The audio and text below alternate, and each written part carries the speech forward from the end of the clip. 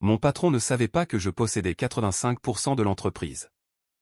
Votre poste est supprimé, la sécurité va vous raccompagner, dit-il sans lever les yeux de son téléphone. J'ai signé les papiers calmement et j'ai dit, je veux faire cela comme il faut. Combien la prochaine réunion du conseil d'administration serait dramatique. La sécurité m'a raccompagné à 14h47, un mardi. Après 8 ans dans cette entreprise, après tout ce que ma famille avait construit, j'étais escorté. Comme un criminel parce qu'un PDG arriviste me jugeait un poids mort. Bradley Hutchinson n'avait aucune idée de ce qu'il venait de faire. Je suis Nathan Ashford, 52 ans, et je suppose que l'on pourrait dire que je jouais un jeu de très longue haleine. Vous voyez, pendant que Bradley se pavanait à la Ashford Manufacturing Corp. Pensant qu'il dirigeait l'endroit, je possédais en réalité 85% de l'entreprise. Via une fiducie familiale dont personne ne connaissait l'existence. L'ironie ne m'a pas échappé, tandis que l'agent de sécurité Danny Reynolds, un homme que je connaissais depuis 12 ans, me suivait maladroitement jusqu'à ma voiture. Désolé. Pour ça, monsieur Ashford, murmura Danny. Ça ne me semble pas juste. Ne t'inquiète pas, Danny. Tu fais juste ton travail. Mais je n'étais pas vraiment d'accord avec ça. J'étais furieux. Laissez-moi revenir en arrière. Quand mon père a quitté son poste de PDG il y a 8 mois, le conseil d'administration a embauché Bradley de l'extérieur de l'entreprise. Une nouvelle perspective, disait-il. Une nouvelle énergie. J'ai soutenu la décision au début. Peut-être étais-je trop proche pour voir ce qui devait changer. Bon sang, j'avais tort. Bradley est arrivé comme une tornade. La première semaine, il a déplacé mon bureau de l'étage exécutif au 8e. Il a dit qu'ils avaient besoin d'espace pour le personnel clé. J'ai mordu ma langue. La deuxième semaine, il a réduit mon budget de consultation de 40% sans explication. La troisième semaine, il a commencé à licencier des personnes qui étaient avec nous depuis des décennies. Cela aurait dû être mon premier signal d'alarme. Vous voyez, Ashford Manufacturing n'est pas n'importe quelle entreprise. Nous sommes une entreprise familiale depuis que mon grand-père l'a fondée en 1963. Elle a commencé avec 6 employés fabriquant des pièces d'équipement industriel. Dans un entrepôt loué du côté sud de Chicago. Aujourd'hui, nous réalisons 850 millions de dollars par an avec 2800 employés répartis sur 4 sites. Le secret de notre structure de propriété remonte à la paranoïa de mon grand-père. Concernant les OPA hostiles dans les années 1980. Il a mis en place un arrangement de fiducie complexe qui maintient la majorité de la propriété complètement privée. Pour autant que quiconque sache, y compris Bradley, le conseil d'administration, et même la plupart de nos dirigeants, je ne suis que Nathan Ashford, consultant principal en opération. Seuls 4 personnes connaissaient la vérité, mon père, notre avocat de famille, James Morrison, notre directrice financière, Patricia Wells, et moi. C'est tout. Les documents de la fiducie sont enfermés si hermétiquement que même notre conseil d'administration n'avait aucune idée de la véritable structure de propriété. J'aurais pu imposer mon autorité dès le premier jour, lorsque Bradley a commencé à apporter des changements qui ne me plaisaient pas, mais je voulais voir quel genre de leader il était vraiment. Respecterait-il ce que nous avions construit? Se soucierait-il de nos employés? La réponse est devenue limpide au cours de ces 8 mois. Le premier rapport trimestriel de Bradley fut un désastre. Les revenus avaient chuté de 8% malgré une forte position sur le marché. Il a blâmé les conditions du marché et les inefficacités héritées. Mais je savais mieux. Nos réserves de trésorerie étaient en fait solides, environ 125 millions de dollars en fonds de roulement, ce qui était solide pour une entreprise de notre taille. Le déclin des revenus n'était pas lié aux conditions du marché. C'était à cause des décisions de Bradley. Il a externalisé notre service Clientèle vers un centre d'appel à Phoenix pour économiser 2,3 millions de dollars par an. Cela semble intelligent sur le papier, n'est-ce pas? Faux. No. Score de satisfaction client ont chuté de 23% en 6 mois. Nous avons perdu 3 clients majeurs qui étaient avec nous depuis plus de 15 ans. Ils ont cité une mauvaise communication et un manque de réactivité. Ensuite, il a annulé notre pique-nique annuel des employés, une tradition que nous maintenions depuis 35 ans, le qualifiant de dépense non essentielle. Le pique-nique nous coûtait 45 000 $ par an. Pour une entreprise réalisant 850 millions de dollars de revenus, c'est comme sauter le déjeuner pour économiser de l'argent. Mais le pire a été de voir ce que cela a fait au moral.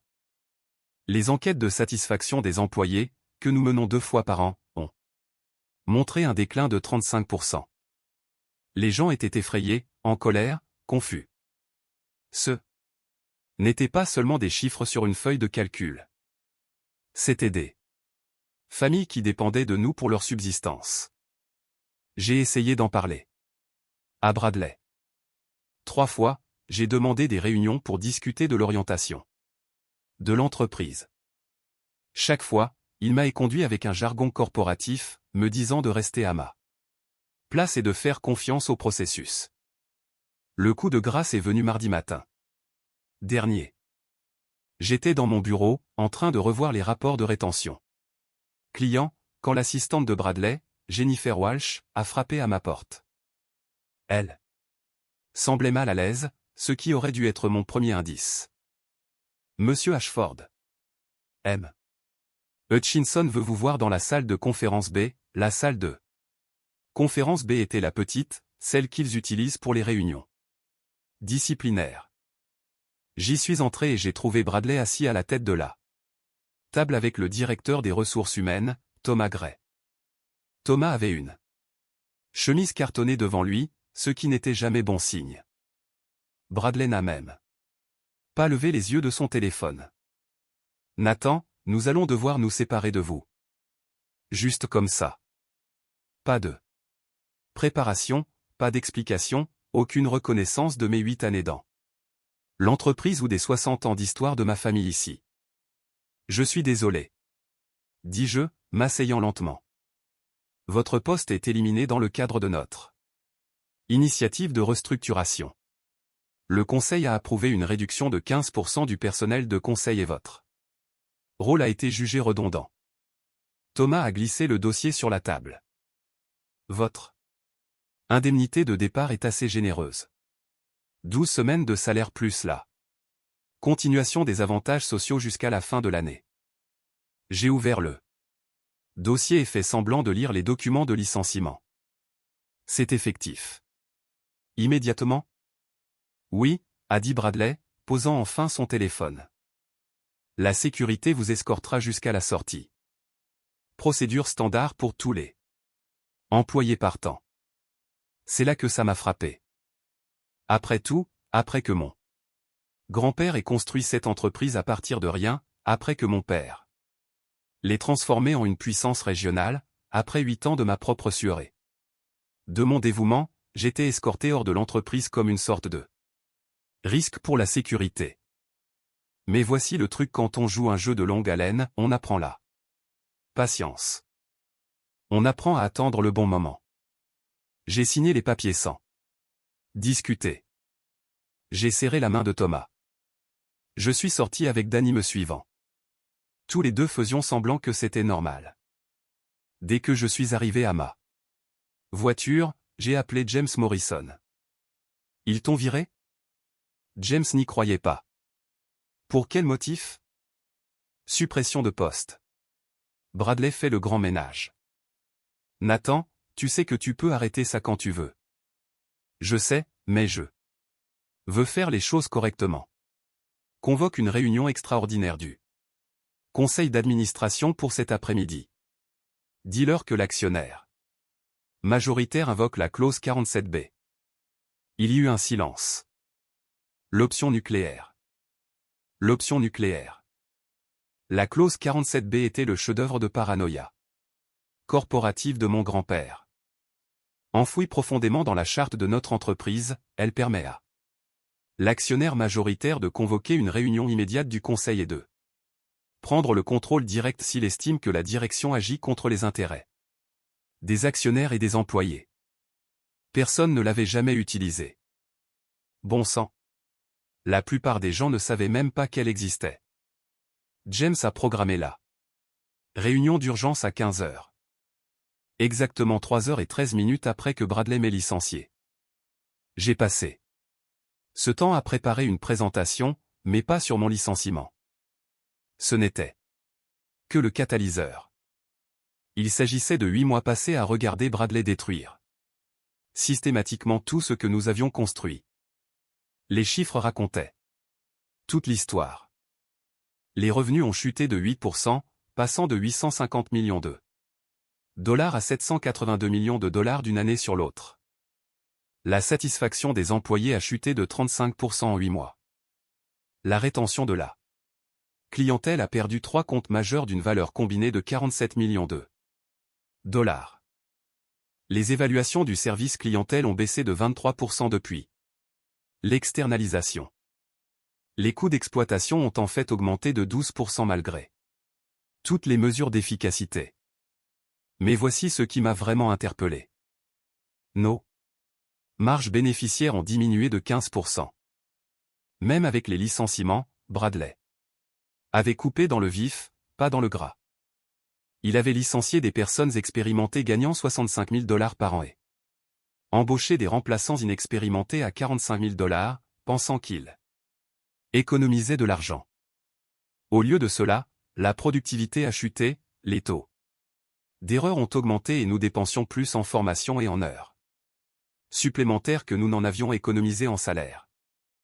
À 14h50, je suis rentré dans le bâtiment d'Ashford Manufacturing. Carlos Martinez, notre gardien de sécurité à l'accueil, a eu un double regard. Monsieur Ashford, je croyais que vous étiez. Je veux dire, j'ai entendu. Réunion extraordinaire du conseil, Carlos, je suis attendu. J'ai pris l'ascenseur jusqu'au 20e étage. À travers les portes vitrées de notre salle de conférence principale, je pouvais voir les 7 membres du conseil, Patricia Wells, directrice financière, Thomas Gray, RH. Linda Foster, opération, Richard Sterling, marketing, Margaret Hunt. Juridique, Paul Anderson, finance, et bien sûr Bradley. James était déjà là. Avec une pile de documents juridiques d'environ 3 pouces d'épaisseur. Je suis entré à 15 heures pile. Mesdames et messieurs, merci d'avoir accepté cette réunion. Dans un délai si court. Bradley avait l'air agacé. Nathan, je ne sais pas quel genre de coup vous essayez de monter, mais vous ne travaillez plus pour cette entreprise. La sécurité aurait dû vous escorter. En fait, Bradley, c'est exactement ce dont nous devons discuter. James sait avancer. Si je puis me permettre, je dois lire quelque chose au procès-verbal. Il a ouvert le document du dessus. À cette date, Nathan William Ashford, agissant en tant qu'actionnaire majoritaire d'Ashford Manufacturing Corporation, invoque la clause 47B de la charte de l'entreprise. J'ai observé le visage de Bradley tandis que James lisait le texte juridique. 2. La confusion d'abord, comme s'il essayait de traiter des mots dans une langue étrangère, puis de l'incrédulité, comme si quelqu'un venait de lui dire que la gravité était facultative. Puis quelque chose s'approchant de la panique, alors que les implications le frappaient. Je suis désolé, interrompit Bradley. Actionnaire majoritaire? Il doit y avoir une erreur. Patricia Wells a pris la parole. Elle gardait ce secret depuis 15 ans. Et je pouvais voir le soulagement sur son visage alors qu'elle pouvait enfin dire la vérité. Il n'y a pas d'erreur. Bradley. Nathan possède 85% de l'entreprise via l'Ashford Family Trust, créée en 1987. La pièce est devenue complètement silencieuse. On aurait pu entendre une épingle tomber dans le couloir. Richard Sterling, qui siégeait à notre conseil d'administration depuis 12 ans, s'est penché en arrière sur sa chaise et a commencé à rire. Eh bien, je serai damné. Ça explique beaucoup de choses. C'est impossible, a dit Bradley, sa voix devenant plus aiguë. On m'aurait informé de cela lorsque j'ai été embauché. La vérification préalable aurait révélé cela. Non, ai-je dit. Calmement. Vous n'auriez pas été informé. La structure de la fiducie empêche spécifiquement la divulgation, sauf dans certaines circonstances, comme lorsque l'actionnaire majoritaire estime que la direction cause un préjudice matériel à l'entreprise. Margaret Hunt, notre conseillère juridique, a hoché la tête. Je me souviens avoir examiné la charte.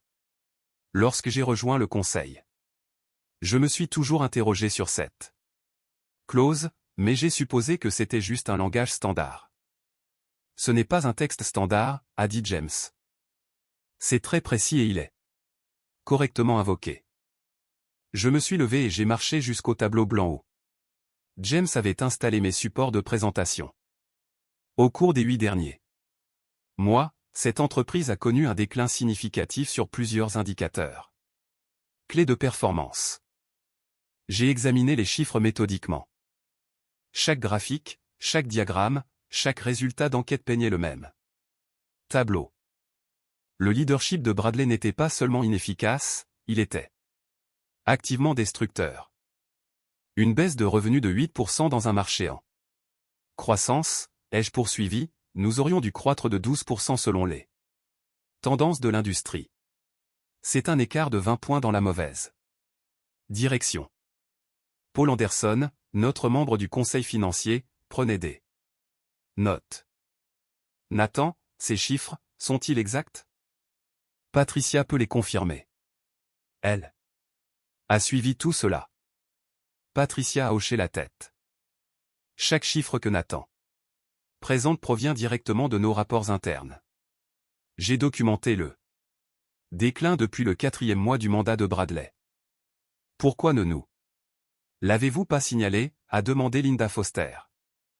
J'ai essayé, a dit Patricia. J'ai envoyé 3 mémos distincts à Bradley, demandant un examen du conseil d'administration sur les mesures de performance. Il m'a dit qu'il était prématuré de paniquer et que les tendances s'inverseraient. Bradley devenait défensif. Écoutez, toute transition majeure implique des revers temporaires. On ne peut pas juger 8 mois de leadership sur des fluctuations à court terme.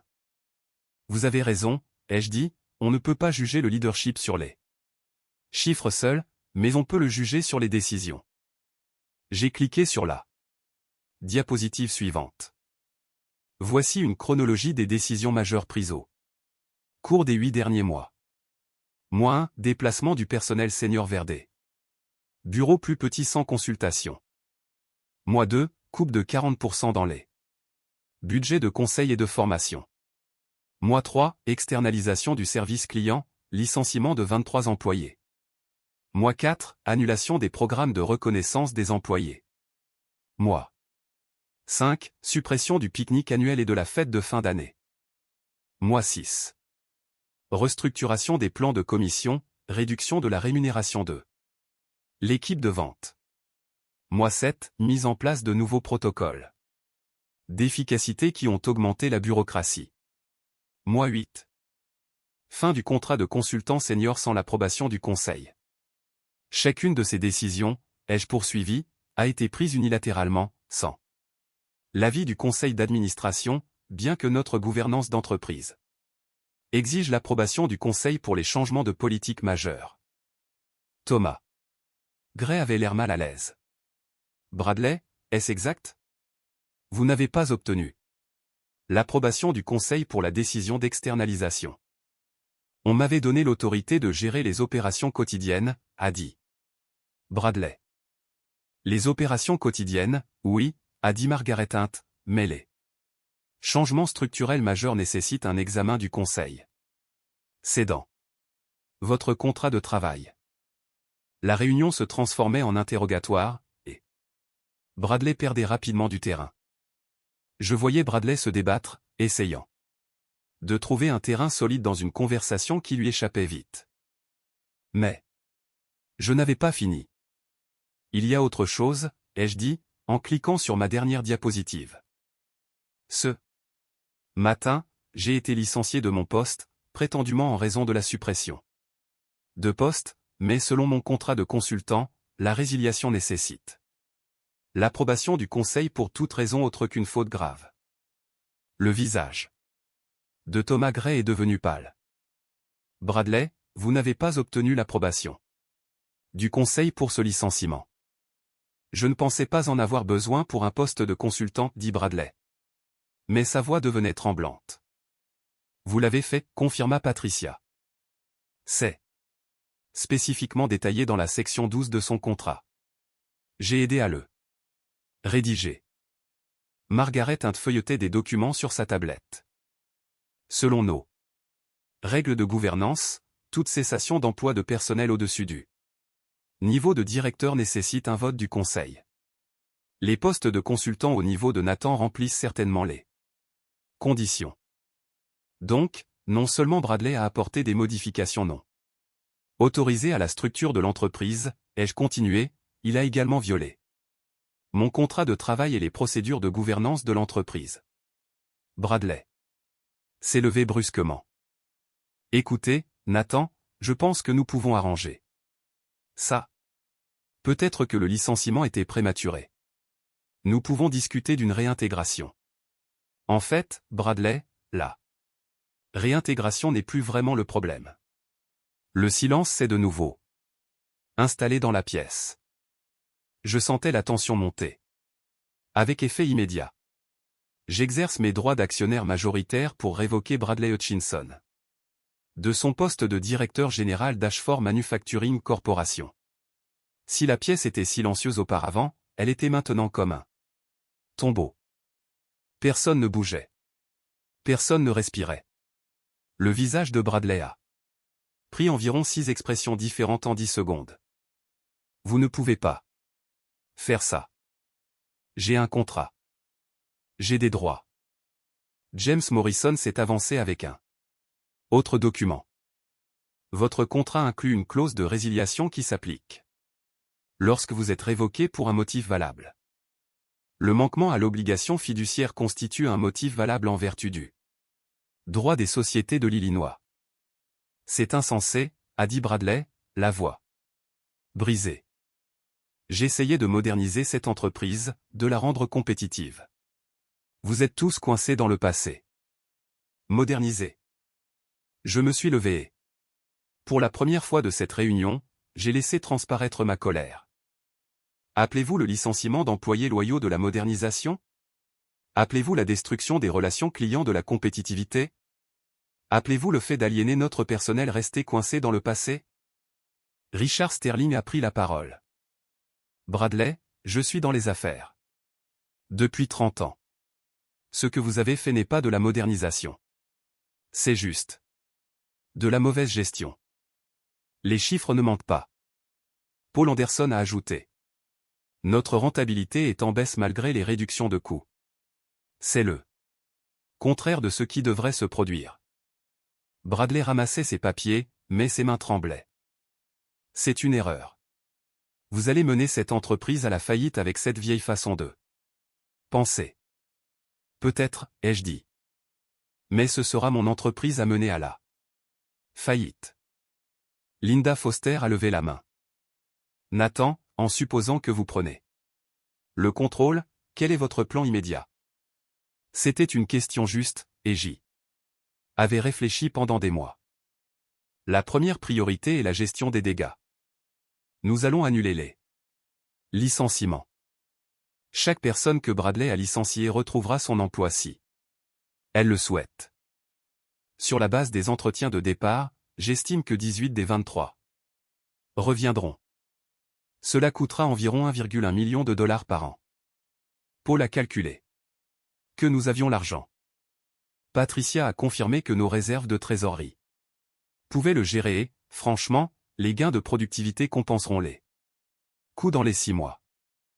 Deuxièmement, ai-je poursuivi, nous allons ramener le service client en interne. Le contrat du centre d'appel de Phoenix a une clause de résiliation de 30 jours. Nous aurons nos employés de retour d'ici la fin du mois. Qu'en est-il? Des coûts d'installation, a demandé Thomas. Nous avons gardé les tâches du service client. Bradley voulait le convertir en stockage, mais j'ai convaincu les services de retarder. Heureusement, Margaret prenait des notes. Et les clients que nous avons perdus? J'ai déjà contacté 2 des 3. Henderson Industries et Midwest Manufacturing sont prêts à discuter d'un retour si nous pouvons démontrer une amélioration des niveaux de service. C'est 32 millions de dollars de revenus annuels. Nous pouvons potentiellement récupérer. Bradley était toujours là, l'air de quelqu'un à qui on vient de dire que le père Noël n'existait pas. Vous faites une erreur. Le marché a changé. Vous ne pouvez pas gérer une entreprise comme en 1995. Vous avez raison, ai-je dit, ce n'est pas 1995, mais ce n'est pas non plus 2008 où tout le monde pensait que tout couper était une bonne affaire. Nous sommes en 2024. Et ce qui compte maintenant, ce sont les relations, la qualité et le respect des gens. Paul Anderson s'est penché en avant. Nathan. Qu'en est-il du leadership à long terme? Envisagez-vous de rester PDG? PDG. Par intérim. J'ai corrigé. Je gérerai les choses pendant 90 jours pendant que nous déterminons la direction permanente. Honnêtement, je pense que Patricia devrait être notre prochaine PDG. Elle est ici depuis 15 ans, connaît l'entreprise de fond en comble et a le respect de nos employés. Patricia a semblé surprise. Nathan, j'apprécie cela, mais réfléchissez-y. J'ai dit, pas de pression, mais vous avez de toute façon fait la moitié du travail de PDG, pendant que Bradley était bien, pendant que Bradley était Bradley. Le vote formel a été rapide. 7 membres du conseil, décision unanime de révoquer Bradley Hutchinson de son poste de PDG et de m'installer en tant que PDG par intérim, avec effet immédiat. Bradley se dirigea finalement vers la porte. C'est une erreur, a-t-il répété. Une dernière fois. Vous le regretterez. Peut-être, ai-je dit. Mais oh. Moi, je le regretterai avec mes propres décisions, pas celles de quelqu'un d'autre. Après son départ, la pièce s'est détendue pour la première fois depuis des heures. Richard Sterling a recommencé à rire. Nathan, je dois vous demander. Depuis combien de temps planifiez-vous cela? Planifier quoi? Me faire virer? Ce n'était pas prévu. Non, je veux dire la révélation dramatique, la propriété secrète, toute cette histoire. J'y ai réfléchi. Honnêtement, j'attendais depuis 8 mois de voir si Bradley me prouverait le contraire. S'il avait montré qu'il se souciait de nos employés, de notre culture, de notre succès à long terme, je l'aurais soutenu complètement. Et quand avez-vous su qu'il ne le ferait pas, a demandé Linda. Le 3e. Moi, quand il a licencié Martha Henderson de la comptabilité. Elle était avec nous depuis 23 ans. Elle n'a jamais manqué un jour. Elle connaissait chaque compte client par cœur. Il l'a licenciée pour économiser 48 000 $ par an et l'a remplacée par quelqu'un qui gagnait 35 000 $ et qui avait besoin de 6 mois de formation. Patricia a hoché la tête. Je me souviens de ça. Martha a formé sa propre remplaçante. Même si elle savait qu'elle allait être licenciée. C'est là que j'ai su que Bradley ne comprenait pas ce que nous étions. Ce n'est pas juste une entreprise, ai-je dit, c'est une communauté. On ne jette pas 23 ans de loyauté pour économiser de l'argent dont on n'a même pas besoin. La réunion s'est terminée sur la logistique, la stratégie de communication, la planification de la transition, les priorités immédiates, des choses corporatives standards. Mais cela semblait différent maintenant. On avait l'impression que nous planifions de réparer quelque chose au lieu de gérer le déclin. Tandis que tout le monde sortait, Patricia est restée. Nathan, puis-je vous poser une question personnelle? Bien sûr. Pourquoi? N'êtes-vous pas intervenu plus tôt? Vous auriez pu arrêter tout ça il y a des mois. J'ai regardé par la fenêtre le skyline de Chicago. Parce que je voulais me tromper sur Bradley. Je voulais qu'il réussisse. Parfois, les bonnes personnes prennent de mauvaises décisions, ai-je poursuivi. Je pensais que Bradley avait juste besoin de temps pour comprendre notre culture. Peut-être qu'il verrait que bien traiter les gens n'est pas seulement une question de morale, c'est aussi une bonne affaire. Patricia s'est assise en face de moi. Et quand avez-vous réalisé qu'il ne le ferait pas? Quand il a annulé les bonus de Noël en décembre dernier, il a dit que nous devions gérer les flux de trésorerie plus efficacement. Nous avions 125 millions de dollars de réserve, Patricia. Ces bonus nous ont coûté 340 000 dollars au total. Il ne s'agissait pas d'argent. Il s'agissait de pouvoir. Elle a hoché la tête. Beaucoup de gens ont été vraiment blessés par cela. Je sais, et c'est ma faute de ne pas avoir agi plus tôt. Le lendemain matin, la nouvelle s'était déjà répandue dans le bâtiment. À 8 heures. Il y avait 20 journalistes dans notre hall, posant des questions sur la révélation de la propriété secrète. Le Chicago Tribune avait l'histoire en ligne à 10 heures avec le titre « L'héritier familial prend le contrôle après un coup de force au conseil d'administration ». Mais honnêtement, l'attention des médias n'était pas ce qui comptait pour moi. Ce qui comptait, c'est le SMS que j'ai reçu de Danny Reynolds à 7h30. M. Ashford, j'ai entendu la nouvelle. Merci de vous être battu pour nous. Ce message a eu plus de signification que n'importe quel article de journal. Ma première semaine en tant que PDG par intérim a été intense. J'ai passé la majeure partie à défaire les changements de Bradley et à gérer les retombées. La transition du service client a pris 3 semaines au lieu des 2 prévues, car notre entrepreneur de Phoenix a tenté de nous imposer un préavis de 90 jours. James Morrison a dû menacer d'intenter une action en justice pour les forcer à respecter la clause de 30 jours, mais les rappels des employés se sont déroulés plus facilement que prévu. Sur les 23 personnes que Bradley avait licenciées, 19 ont souhaité revenir. Les 4 qui ne l'ont pas fait avaient déjà trouvé d'autres emplois qui leur convenaient, ce que je respectais. Martha Henderson 2. La comptabilité a été la première à accepter. Monsieur Ashford, a-t-elle dit lorsque je l'ai appelé personnellement, je n'aurais jamais cru revenir. Eh bien, vous ne faites pas que revenir. Martha. Je vous promeux au poste de superviseur comptable. C'est une augmentation de 12 000 dollars et vous formerez les nouvelles personnes que Bradley a embauchées. Je pouvais l'entendre pleurer à l'autre bout du fil. Merci. Cela signifie tout pour ma famille. C'est à ce moment-là que j'ai su que nous faisions la bonne chose. Les chiffres ont commencé à s'améliorer. Presque immédiatement. Les notes du service client ont augmenté de 15% le premier mois, simplement en ayant nos propres employés de retour. Henderson Industrie a accepté de reprendre son contrat après une visite sur site où ils ont rencontré notre équipe de service client restauré. Cela représentait 18 millions de dollars de revenus annuels de retour dans les livres. Midwest Manufacturing a pris plus de temps à convaincre, mais ils sont revenus aussi après que nous ayons démontré 2 mois d'amélioration des indicateurs de performance. Un autre 14 millions de dollars par an.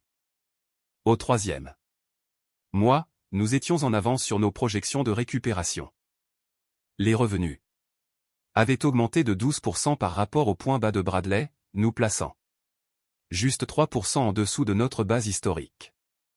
Plus important encore, les enquêtes de satisfaction des employés ont montré une amélioration de 28% par rapport à l'ère Bradley.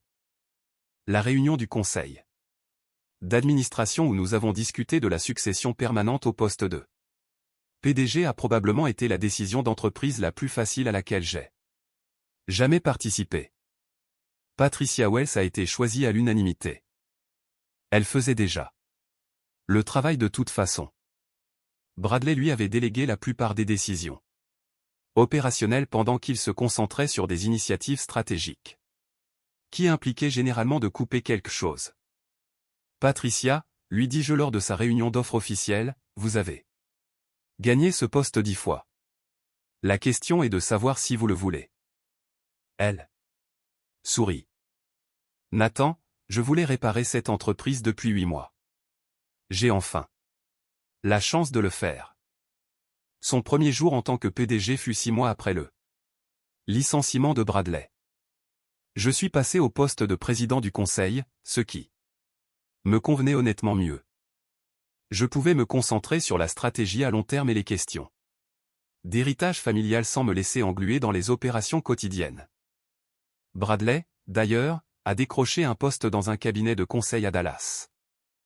J'ai appris par des contacts de l'industrie qu'il allait bien. Pas de rancune de ma part.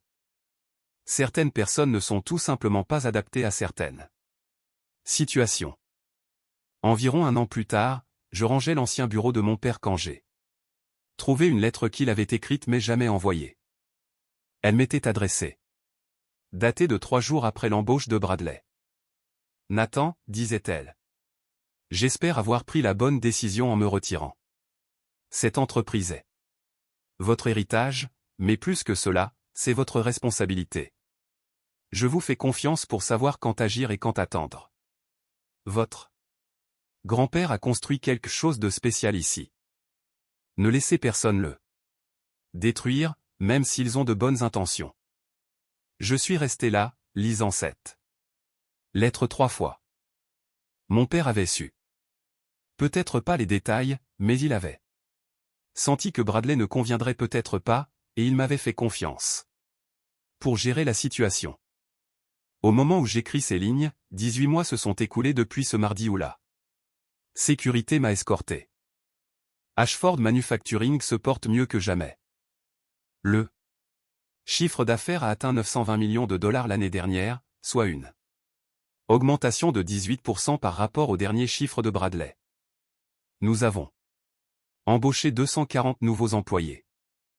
La satisfaction client est à son plus haut niveau historique. Plus important encore, les gens veulent à nouveau travailler. Ici. Notre taux de rétention des employés est de 94%, contre 67% pendant le mandat de Bradley. Le pique-nique annuel des employés l'été dernier a rassemblé plus de 1800 personnes, familles comprises. Patricia a prononcé un discours sur le retour à nos racines.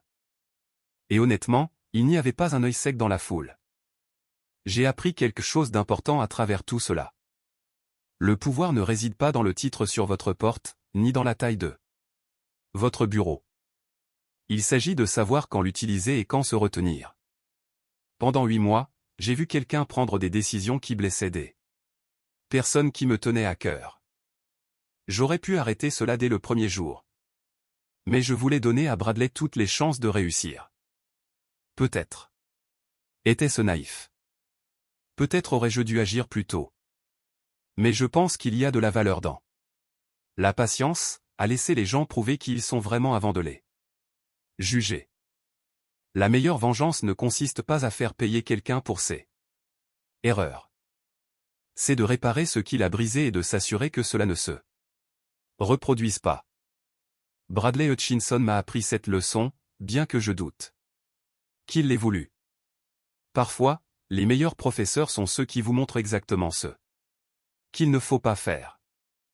Ces jours-ci, je passe la plupart de mon temps à penser à la prochaine génération. Patricia fait un excellent travail en tant que PDG.